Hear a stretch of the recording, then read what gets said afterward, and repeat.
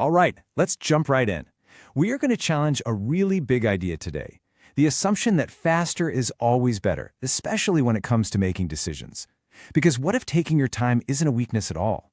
What if it's actually a sign of a super sharp, strategic mind? You know that feeling, right?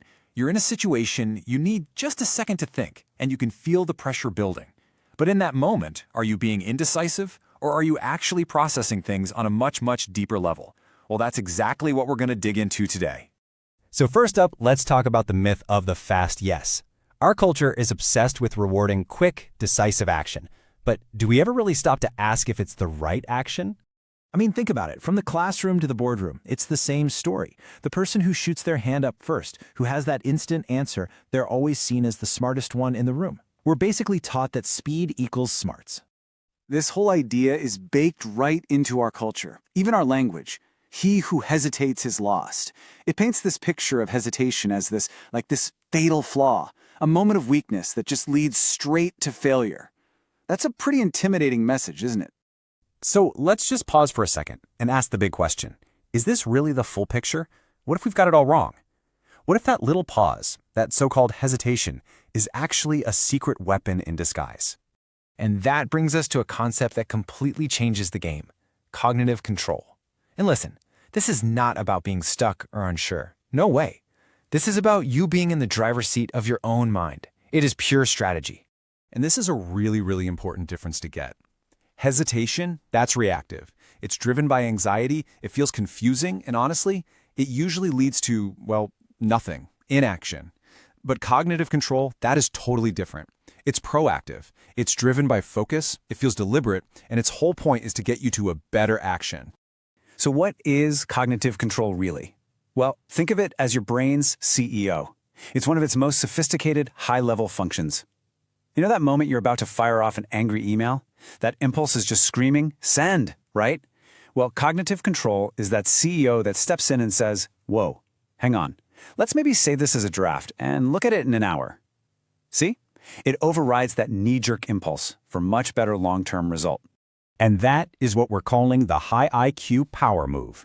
This is where we connect that deliberate, controlled thinking directly to getting way better results and having a serious strategic edge. I absolutely love this way of thinking about it. Your brain isn't glitching when it asks for more time. It's not a bug, it's a feature. And it's a feature designed for some seriously deep analytical work. And here is the payoff. This is what you get. When you use that cognitive control, you're not just stalling, you're calculating. You're running through way more possibilities, you're catching those costly impulsive mistakes before you make them, and you're sidestepping all those emotional or mental traps. You're giving yourself the mental space to solve the really tough problems. It's literally the difference between playing checkers and playing three-dimensional chess. Okay, so we've talked about the what and the why. Now for the really important part.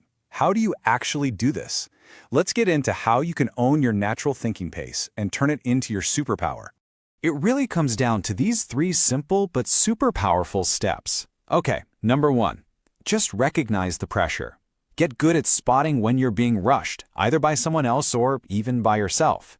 Step two, reframe the pause. You have to change the story you're telling yourself. This isn't indecision, this is strategic thinking time. And finally, number three, communicate that with confidence. A simple, "I need to think this through," isn't weak, it's a power move. It shows you're competent and in control. So, what's the big takeaway here? It's this. Your thinking pace, that's your power. It's a core part of your intellectual toolkit. So guard it. Don't ever let anyone's obsession with speed rush you out of making a decision that deserves your full, thoughtful attention. And that brings me to one last question for you to take with you.